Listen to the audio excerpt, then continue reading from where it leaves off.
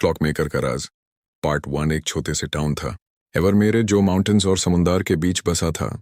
वहां एक पुराना सा क्लॉक टावर था जो हमेशा फॉग धुंध में छुपा रहता था। इस टावर का बड़ा ब्रॉन्ज बेल 100 साल से कभी नहीं बजा था।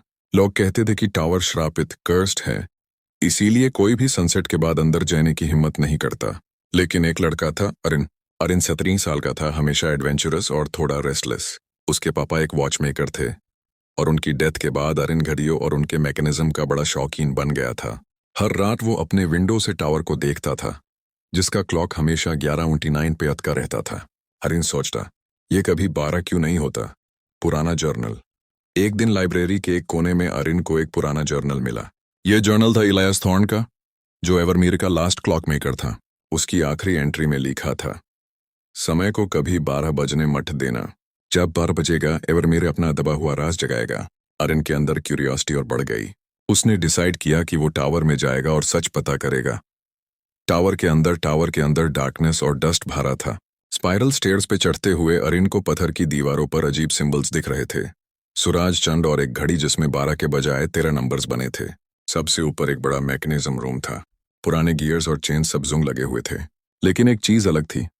एक गोल्डन गियर जो हल्की सी रोशनी छोड़ रहा था, जैसे उसमें जान हो। जैसे ही अरिन ने उस टच किया, पूरा टावर हिल गया। क्लॉक के हैंड्स चलने लगे और 12 बजने लगे। और फिर एक फुसा-फूसी सी आवाज आई, अरिन, जो तुम्हारे पिता ने शुरू किया था, यूज तुम्हें पूरा करना है। एवरमेरे का राज। अरिन ने जर्नल को ध्यान से पढ़ा। उसमें लिखा था कि एवरमेरे के इन्वेंटर्स ने एक मशीन बनाई थी जो समय को तोड़ मोड़ सकती थी, लेकिन उस एक्सपेरिमेंट में एक रिफ्ट चीयर खुल गया और उसमें से शैडोज, अंधकार की प्रजाति, दुनिया में आ गए। उन्हें रोकने के लिए क्लॉक को हमेशा 11:15 पे फ्रीज करना पड़ा, पर अब अरिन ने उस चला दिया था। जब घंटी बजी, जमीन हिल गई, फोग के अंदर से शेप्स निकली, चेहरे, हाथ और अजीब क्रीचर्स जो शैडोज से बने थे। अरिन समझ गया, उसके फादर ने भी क्लॉक रिपेयर करने की कोशिश की थी, पर असली वजह थी यूज कंट्रोल करना। अरिन का फैसला गोल्डन गियर उसके सामने था। अरिन के पास 2 रास्ते थे। एक, गियर तोड़ दे, समय फिर से 11:19 पे फ्रीज हो जाएगा और टाउन बचा रहेगा पर हमेशा के लिए रुका हुआ। 2, क्लॉक को 12 बजने दे, शैडोज आ जाएंगे पर समय की असली पावर अनलॉक हो जाएगी। अरिन ने अपने पापा की आवाज याद की, समय हमारा नहीं है बेटा, पर हिम्मत हमारी है।